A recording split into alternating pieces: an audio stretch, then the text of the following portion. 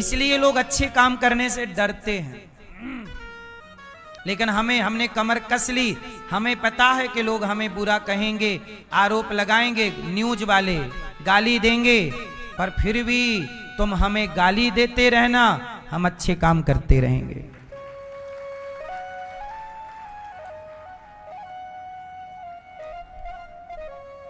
Sudama ji free में शिक्षा देते थे। ये 10वीं शिक्षा हमारे सनातन की परंपरा है, शिक्षा का शुल्क नहीं होना चाहिए, और उसी सुदामा जी की परंपरा को मैंने आगे बढ़ाई है। गुरुकुलों में आज भी गौरी गोपाल गुरुकुल में 150 बच्चे पढ़ते हैं। 3 साल से गुरुकुल चल रहा है। आज तक मैंने एक बच्चे से 1 रुपए नहीं लिया, 1 रुपए नहीं लिया। सेवा मतलब सेवा। सुदामा जी भी यही अच्छे काम करते हैं। सुदामा जी की पत्नी बोली कि आप जाओ श्री कृष्ण से मिल आओ। बोले खाली हाथ कैसे जाएं? 4 मुट्ठी चावल लेकर, चिवड़ा लेकर के आई सुशीला माँ। सुदामा जी को पोटरी में बांध दिया। सुदामा जी चल पड़े। जब सुदामा जी चले तो रास्ता तो पता था नहीं। अब भगवान कृष्ण ही गाड़ी वाले बन करके आए। गाड़ी में बिठाया। बाबा कहाँ जा रहे हो? सुदामा जी ने कहा द्वारिका जा रहे हैं। चलो हम भी द्वारिका जा रहे हैं, आपको छोड़ देंगे। सुदामा जी को गाड़ी पर, देखो जब आप अच्छे काम के लिए चलते हैं तो कोई है, भगवान किसी ना किसी के द्वारा आपकी मदद जरूर कराते हैं। इसलिए अच्छे काम करने वाले के साथ जगत हो ना हो, पर जगन्नाथ सदा होते हैं। सुदामा जी द्वारिका पहुंच गए। लोगों ने कहा बाबा कहां से आए हो? है कहां से आए हो? सुदामा जी बोले मैं पोरबंदर से आया हूं। अच्छा क्या नाम है? सुदामा। क्यों आए हो और इतने फटे कपड़े क्यों पहन रखे हैं तुमने? सुदामा जी बोले हमारे पास कपड़े नहीं है ना, इसलिए फटे जैसे हैं वैसे ही। अच्छा तो ऐसा करो, क्यों आए हो ये बताओ। सुदामा जी बोले ये जो द्वारिकाधीश है ना श्री कृष्ण, ये हमारे बचपन के मित्र हैं। ये जब सुदामा जी ने कहा तो जिन लोगों ने सुना वो ठहाका मार के हंसने लग गए। हा हा हा हा। सुदामा जी बोले आप हंस क्यों रहे हैं? अरे अच्छा मजाक कर लेते हो। कृष्ण तुम्हारे मित्र कैसे हो सकते हैं? तुम तो देखो ना फटीचर हो, फटे कपड़े पहने हो। तुम कैसे कह सकते हो कि कृष्ण हमारे मित्र हैं? तुम्हारी क्या हैसियत, वो क्या? सुदामा जी बोले बात तो सही है, पर ये बात बचपन की है। सुदामा जी की बात कोई ना माना, किसी ने बात ना मानी। सुदामा जी आगे बढ़े। द्वारपालों से कहा घनश्याम से। सुदामा जी ने कहा कहो घनश्याम से जाकर तुम्हारा यार आया है, तुम्हारा यार आया है। कहो घनश्याम से जाकर तुम्हारा यार आया है, तुम्हारा यार आया है। जाओ कह दो द्वारपाल, कहो घनश्याम से जाकर तुम्हारा यार आया है, तुम्हारा यार आया है। हुई दुर्बल मेरी हालत पड़े हैं पाँव में छाले, पड़े हैं पाँव में छाले। निहारो कौन आया है, अरे ओ द्वारिका वाले, अरे ओ द्वारिका वाले। सहारा कोई ना भैया, छोड़े संसार आया हूँ, छोड़ संसार आया हूँ। कहो घनश्याम से जाकर, तुम्हारा यार आया है, तुम्हारा यार आया है। द्वारपाल बोला, अच्छा मैं जाता हूं। द्वारपाल गया, प्रभु आपके बचपन का कोई यार मित्र आया है। अच्छा क्या नाम है उसका? वो अपना नाम बता रहा है, सुदामा। अच्छा सुदामा आया है। दौड़ पड़े द्वारिकाधीश, सुदामा मेरा मित्र सुदामा आया है। सुदामा सुदामा। अभी सुदामा बाहर खड़े, सहारा कोई ना भैया, छोड़ संसार आया हूँ, छोड़ संसार आया हूँ।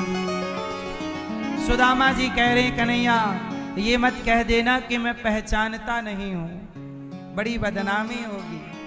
लोग कहेंगे कि वाह, कह रहा था कि मित्र हूं, मित्र हूं। देख सुदामा जी को लगा तू बहुत बड़ा मित्र है मेरा, बहुत बड़ा आदमी है। सुदामा जी को लगा कन्हैया इतना बड़ा है, पता नहीं पहचानते हैं कि नहीं। हुई दुर्बल मेरी हालत, पड़े हैं पाँव में छाले।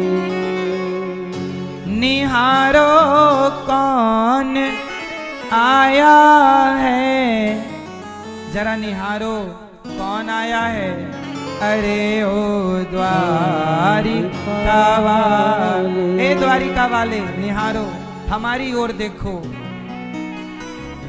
सुदामा जी अभी ऐसा कह ही रहे थे कि भगवान दौड़ रहे, सुदामा सुदामा। दौड़ करके जब प्रभु आए, सुदामा की हालत देखकर द्वारिकाधीश रो पड़े, रोते हुए दौड़े। सुदामा सुदामा गले लगा लिया। सुदामा के कंधे को जब भगवान कृष्ण गले लगे, भगवान के नेत्रों का जल सुदामा जी के कंधे पे गिर रहा है। सुदामा जी का कंधा गीला हो गया। सुदामा जी बोले, कन्हैया क्यों रो रहा है? तू तो इतना बड़ा आदमी है, तुझे तो कोई कष्ट नहीं है, क्यों रोता है? सुदामा जी भगवान बोले कि मुझे कष्ट नहीं है, पर जब मेरे भक्त को कष्ट में मैं देखता हूँ तो मुझे रोना आ जाता है। सुदामा मैं क्या करूं? तू कितना कष्ट में है, आज तक तुम आए नहीं, क्यों नहीं आए? आए नहीं मित्र जी, लगाई कहाँ देर रे। कहाँ तुमने देर लगाई? सुदामा आए नहीं आज तक, चलो अब आ गए हो, चलो अब तुम्हें मैं सबसे मिलवाता हूँ। श्री कृष्ण के चरणों में गिरकर सुदामा जी बोले, ना कन्हैया तुम हमें किसी से ना मिलवाओ, वरना लोग कहेंगे इतने बड़े राजा का मित्र इतना गरीब कैसे है। भगवान कृष्ण बोले कि नाना मैं सबसे मिलवाऊंगा, सुदामा जी बोले ना, लोग क्या कहेंगे? बोले कुछ ना कहेंगे, चलो। अच्छा मुझे आज्ञा दो, मैं जाऊंगा। भगवान कृष्ण बोले मैं तुम्हें कुछ देना चाहता हूं मित्र। सुदामा जी बोले कन्हैया, सारे संसार के आगे आपने मुझे अपने गले से लगाकर जो मुझे इज्जत दे दी, सम्मान दे दिया, क्या उससे बड़ी कोई दौलत हो सकती है? इससे बड़ी कोई दौलत नहीं हो सकती, इससे बड़ा कोई सम्मान नहीं हो सकता। इसलिए मैं जा रहा हूं। पकड़ के हाथ भगवान ले गए, सुदामा जी को बिठाया। देख सुदामा की दीन दशा, करुणा करके करुणा निधि रोए। पानी परात को हाथ छुओ नहीं, नैनन के जल से पग धोए। नेत्रों के जल से सुदामा जी के पांव भगवान ने धोए।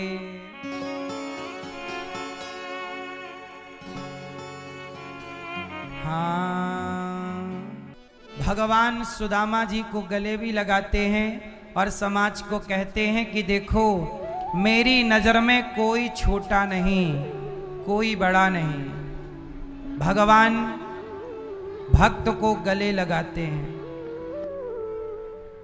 भगवान भक्त को गले लगाते हैं। इसलिए सुदामा जैसा प्रेम हो, भक्ति हो, सुदामा को एक मुट्ठी चावल लेते हैं। इसलिए कहता हूं सुदामा जी ने क्या दिया? अन्न दान किया।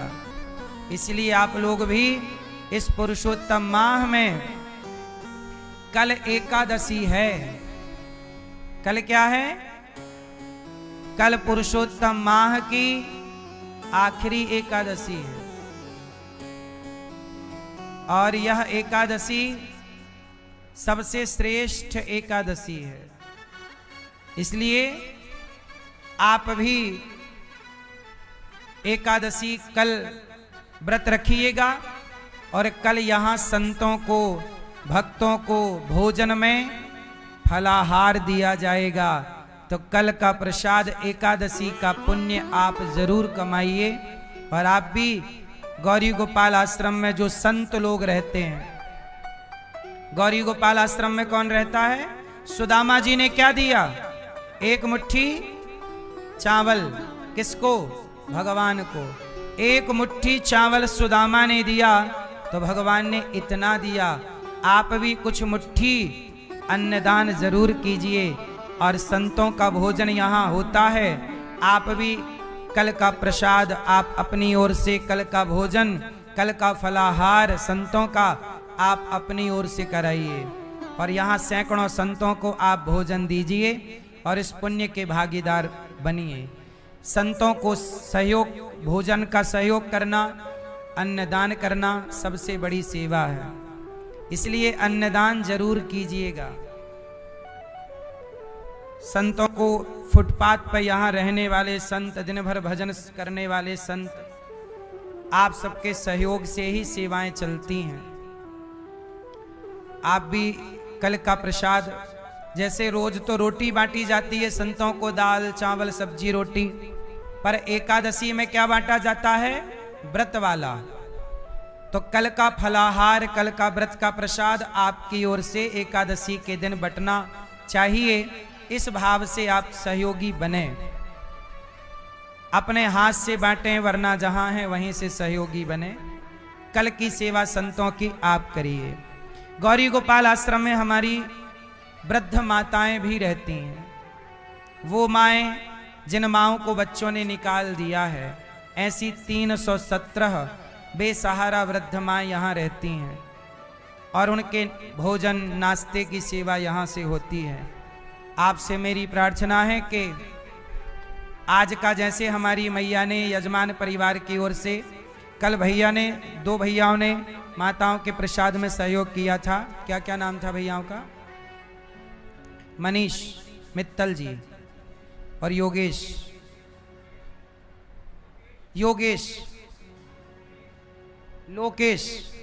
लोकेश जी।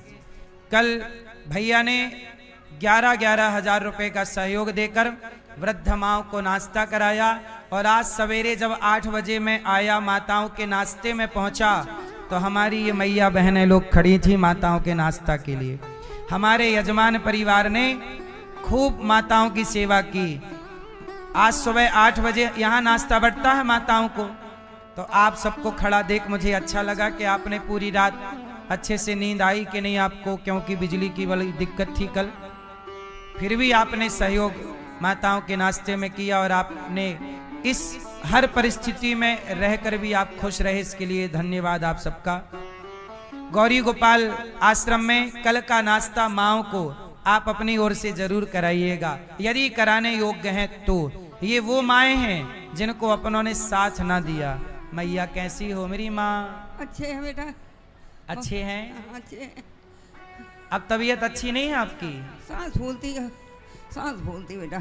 सांस फूलती है। बार बार दिखाए डॉक्टरों को, ठीक नहीं हो रही है ये? नहीं, डॉक्टर दवा दे जाते। ठीक है? आराम है कुछ? हाँ, चलने में सांस फूलती है। चलने में? हाँ। मैया आप यहाँ कितने साल हो गए रहते? मैं बेटा 5.5 साल हो गया। 5.5 साल।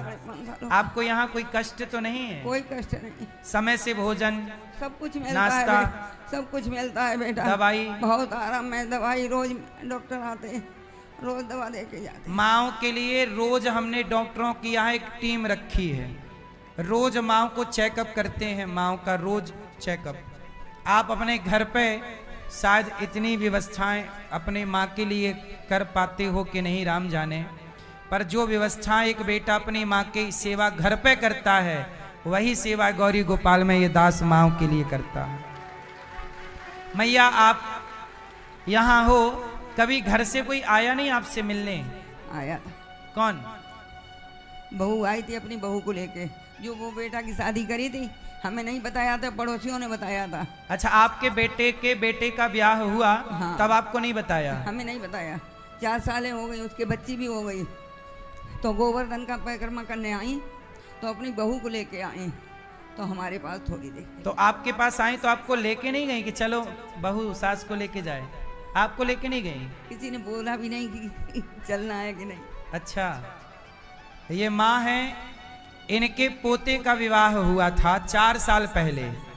4 साल पहले इनके पोते का विवाह हुआ था 4 साल पहले। और मुझे आज भी याद है, 4 साल पहले जब मैं माँ के कमरे में माँ के पांव दबाने गया तो माँ रो रही थी। मैंने पूछा माँ से कि माँ आप क्यों परेशान हो? तब माँ ने बताया कि आज मेरे पोते का विवाह हो गया। पोते का विवाह हो गया पर किसी ने बताया नहीं, बुलाया नहीं। पोते का विवाह कर लिया, बेटे ने अपने बेटे का विवाह कर लिया, परंतु मां को नहीं बुलाया। सोचिए, बहू आई, मां से मिलकर गई, एक बार भी नहीं कहा कि मां चलो घर। क्यों मां ऐसा बहू ने क्यों नहीं कहा? क्यों नहीं रखना चाहती बहू? आपकी सेवा करना क्यों नहीं चाहती? वो हमारा साथ नहीं रहना चाहती। आपको रखना नहीं चाहती? क्यों? नहीं पसंद। आप पसंद नहीं हैं? देखो, बहुएं सास को पसंद नहीं करती आजकल। बेटी भी नहीं है। आप एक ही बेटा है, बेटी भी नहीं। मैया का एक ही बेटा है, बेटी भी नहीं है। और एक ही बेटा है, एक ही बेटा है। माँ ने जिस बच्चे की तेल मालिश की, मलमूत्र धोया, उंगली पकड़कर चलाया, आज उसी बेटे ने। अच्छा, बेटा कभी नहीं आया मिलने आपसे? बेटा भी था। अच्छा, बेटा साथ में था? उधर मुंह करके खड़ा रहा, उस तरह मुंह करके खड़ा, बोला नहीं कि माँ चलो। देखो जरा, कोई बेटा कैसे अपनी माँ को वृद्धाश्रम में देख सकता है, और कैसे आकर ये चलो इतने साल माँ रही, आया था तो माँ को लेके चला जाता। गलती हो गई माँ, चलो चलो वापस चलते हैं। क्या माँ ना जाती?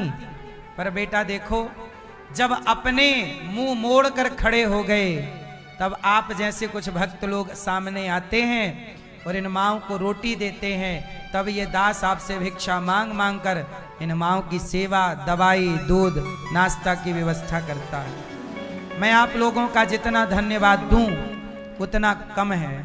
मैं आप जनता जनार्दन का कभी ऋण चुका नहीं सकता। आप लोगों के सहयोग से माँओं को नाश्ता मिलता है, तो कोई आप जैसे भक्त भोजन का सहयोग करते हो कि कल का भोजन आपकी तरफ से, कोई कल के दूध की सेवा आप सहयोग ना करते तो मैं माँओं की सेवा कैसे करता। अपनों ने तो निकाल ही दिया। मैया, हमसे कोई गलती तो नहीं होती आपकी सेवा में? आप जैसा बेटा तो हमें कभी नहीं मिलेगा।